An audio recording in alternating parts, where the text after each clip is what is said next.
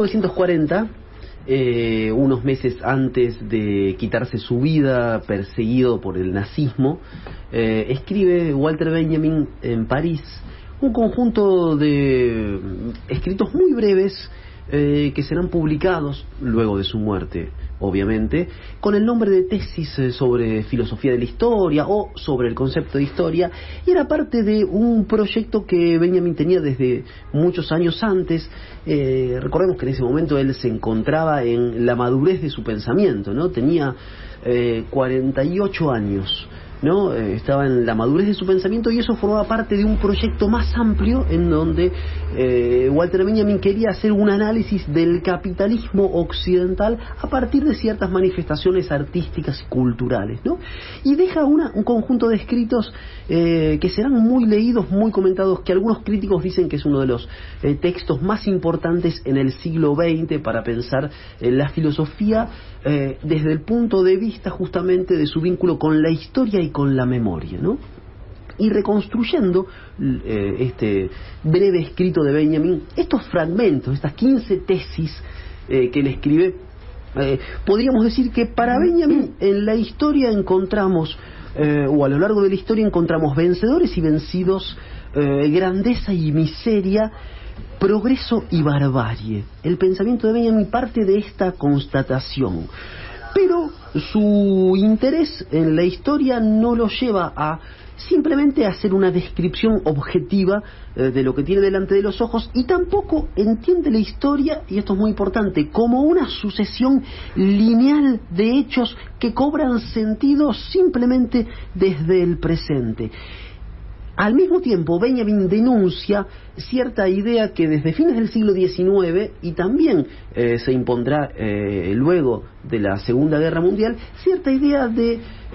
consagrar la historia a partir de los avances y de los progresos científico-tecnológicos. Benjamin, que era un marxista heterodoxo, que era un místico de la mística judía, que era también en cierto sentido un romántico, o heredaba ciertas cosas del romanticismo alemán, ve en el avance del progreso, en ese avance científico-tecnológico, ve que ese avance se ha ido anudando con una mayor desigualdad a la hora de acceder a esos progresos justamente de la ciencia, de la tecnología, ¿no? Y algo que es muy interesante, él en una de sus tesis dice: no hay un solo documento de cultura que no sea al mismo tiempo un documento de barbarie. Y si el documento no está libre de barbarie, tampoco lo está el proceso de transmisión de unas manos a otras. Esto es muy interesante porque Benjamin va desmontando la historia del pensamiento y la historia de las luces justamente como una sucesión de avances, progresiva, de avances de ciertas conquistas que lo que han hecho ha sido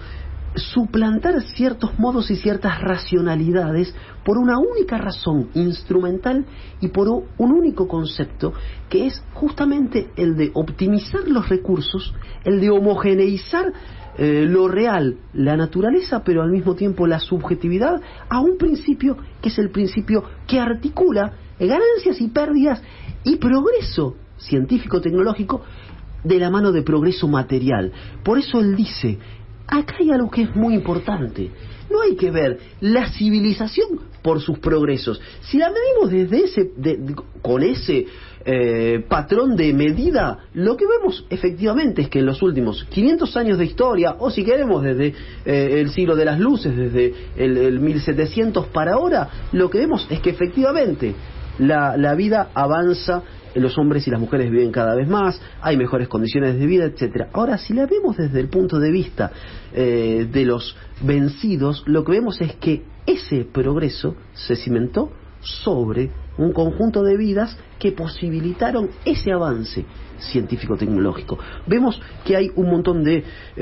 restos, como él dice, cadáveres triturados por la historia, que han sido asumidos por este progreso científico-tecnológico como simples datos casi de la naturaleza. Es decir, bueno, morían de un montón de gente en las minas, bueno, era necesario para el progreso. Morían un montón de obreros en pésimas condiciones en la revolución industrial, es necesario para el progreso. Hoy tenemos en muchas partes del mundo, y aquí también hay que decirlo, un sistema absolutamente desregulado, donde alguien va en una bicicleta y lo lleva por delante, nada, un auto, lo que fuera, y no tiene ningún tipo de cobertura. Es parte de las mismas guerras, ¿no?, que han permitido además uno de los más avances siempre que hubo guerras hubo avances importantísimos tecnológicos, o sea, y a costa de millones y millones de personas muertas. Es absolutamente, y tocas ahí el tema de la guerra, que es un tema muy tratado por Benjamin, por ejemplo en su texto sobre la obra de arte, por ejemplo en el fascismo como la nueva razón europea, que es otro gran texto de Benjamin, y allí lo que Benjamin analiza a partir justamente de cada guerra es cómo,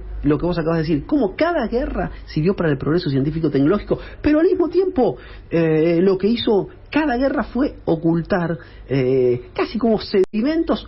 a los vencidos de esas guerras, a los restos de cada una de esas contiendas fundamentales para el desarrollo del capitalismo, tanto la primera como la segunda guerra. Y acá nos metemos en otro concepto de la filosofía de Benjamin, que es el concepto de memoria, porque estamos hablando de la transmisión, estamos hablando de los vencidos, y debemos hablar de la memoria. Decía Horkheimer, otro filósofo alemán, o nos hablaba del concepto de redención de los vencidos, y Benjamin también recupera este concepto y nos dice que el tiempo no debe ser experimentado ni como homogéneo ni como vacío.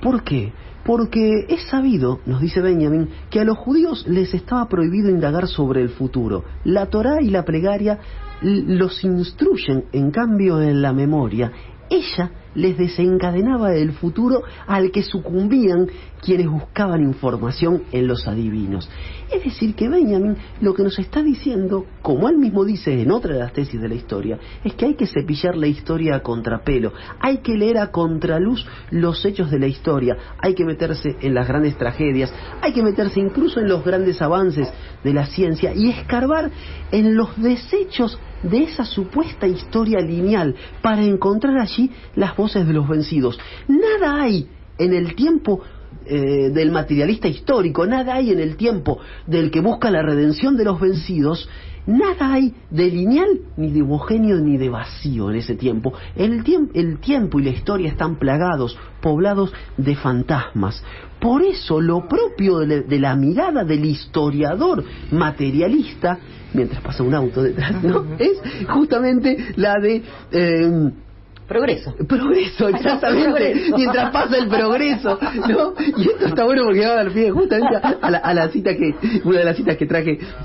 para comentarles. Lo que hay justamente es que meterse en ese pasado y considerar, como Benjamin nos dice, los fracasos, las víctimas, que no están allí como datos naturales de la historia, que no están como ríos o como montañas. Y es muy interesante, porque lo que nos dice Benjamin es, en otra de las tesis, que la tradición de los oprimidos nos enseña que el estado de excepción en el que vivimos es regla. Debemos buscar un concepto de historia que se corresponda con dicho estado. Y uno podría pensar que Benjamin nos está diciendo: tomamos justamente a los excluidos de esta época, tomamos a aquellos que han sido despojados en esta globalización, pensemos hoy, casi como si fueran una excepción. Y Benjamin nos dice, en este sistema capitalista con profunda desigualdad y con una riqueza obscena, lo que se ha vuelto regla es la exclusión. Y esto lo está diciendo Benjamin, obviamente, en el comienzo de la Segunda Guerra Mundial, ha vivido el periodo de entreguerras, pero efectivamente el mundo se volvió más desigual, se hizo todavía o más cada vez más se volvió cada vez más una regla esta supuesta excepción. Y para ir cerrando y terminando,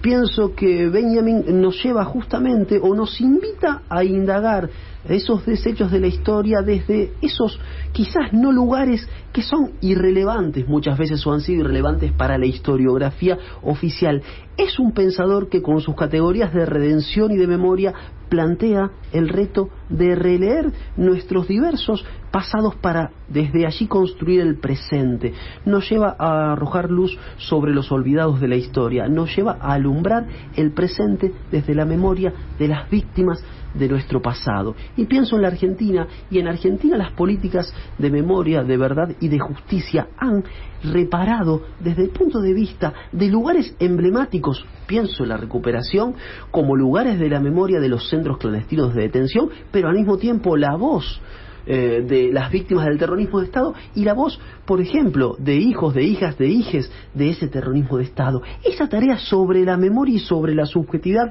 es una tarea sobre, efectivamente, la construcción del presente. Por eso, en la sexta de las tesis de filosofía de la historia, que creo yo es una de las más bellas, Walter Benjamin nos dice: articular históricamente lo pasado significa apoderarse de un recuerdo tal como fulgura en el instante de un peligro. Creo que nuestras abuelas de Plaza de Mayo, nuestras madres, hijos e hijas, lo que han hecho ha sido recuperar ese instante de peligro, apoderar esos instantes para toda nuestra sociedad y nuestra comunidad. Son los que han mantenido la memoria y la llama encendida en momentos de neoliberalismo, en momentos casi de neofascismo, como fueron los 4 años de macrismo, ¿no? Por eso nos dice Benjamin: el peligro amenaza tanto al acervo de la tradición como a sus receptores. Para ambos el peligro es uno y el mismo: convertirse en instrumentos de la clase dominante. En cada época hay que intentar sustraer a la tradición del conformismo y de ese modo superarla. Esa tarea es una tarea cotidiana, esa tarea es una tarea que efectivamente es la de plantar memoria en cada época, sea la época más hospitalaria o menos hospitalaria para con las políticas de redención para con nuestros vencidos y vencidas. Como él termina esa tesis: ni siquiera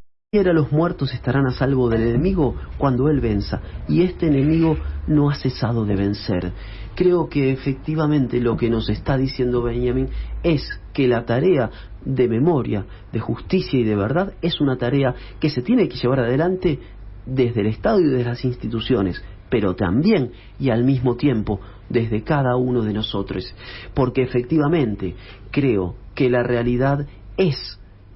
el fruto de lo que nosotros hagamos con nuestro pasado, y es no como la Torá